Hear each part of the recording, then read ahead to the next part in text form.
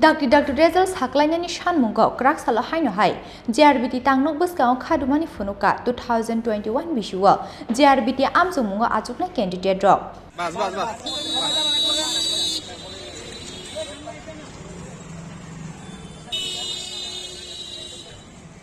Anjokmungo Achuknai bisisa lai thangmani yaglabo borni result Saklaijaknani bagai mungsa sakthar mungna harliya hasti hafang party mungno teye high court ni daki mungno phano boram narakliya JRBT bede aboni bagai belai Khadumani kok saka 2021 Bisio JRBT Anjokmungo Achuknai candidate rok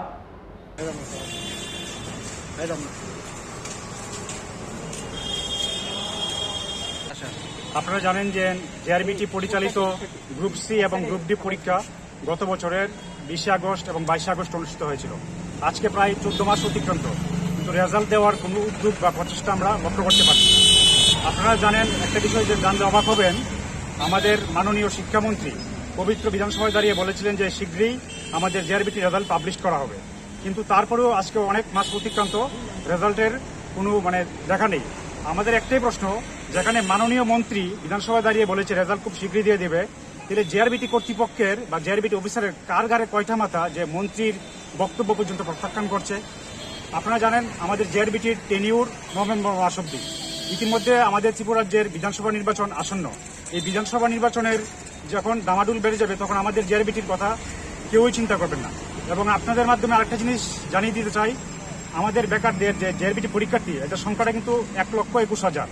তাদেরকে যদি হালকাভাবে নেয় হয়তো অনেক বড় ভুল হয়ে যাবে। এবং আরেকটা বিষয়, আমাদের পার্শ্ববর্তী রাজ্য আসাম, একই বাপদারা সরকার গতকাল রাত্রে আসামের মাননীয় মুখ্যমন্ত্রী হিমন্ত বিশ্ব শর্মা টুইট করে জানিয়েছে যে ওদের রাজ্যে যে পরীক্ষা হয়েছে ক্লাস 4, এই 4-এর রেজাল্ট আজকে 18 অক্টোবর দেওয়া হবে। আমাদের একদম এই পোস্টটা থেকে আমাদের খুবই খুশি হয়েছি। আমরা আশা করতাম যে ত্রিপুরা রাজ্যে এমন একটা কিছু হবে।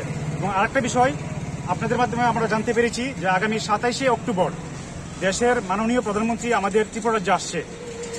এই 27 অক্টোবর আমরা জানান দিতে চাই ত্রিপুরা রাজ্যের মুখ্যমন্ত্রী এবং দেশের মাননীয় প্রধানমন্ত্রীকে, হয় আমাদের জেআরবিটি রেজাল্ট দিয়ে সম্পূর্ণ প্রসেস কমপ্লিট করুন নভেম্বরের মধ্যে, নইলে আমাদের জেআরবিটি পরীক্ষার্থীদের স্বেচ্ছায় মৃত্যুর আবেদন মঞ্জুর করুন।